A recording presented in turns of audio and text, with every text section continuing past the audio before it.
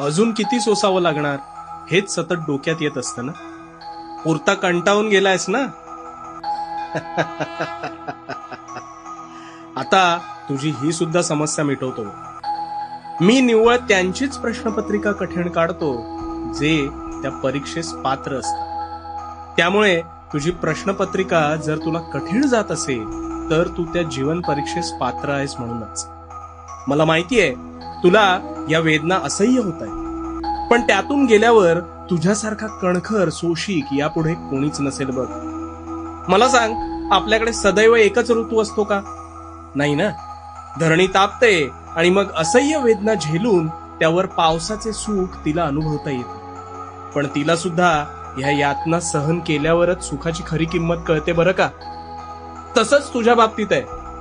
तुझी ही सुद्धा वेळ सरून जाईल आणि लवकरच तुझा सुवर्ण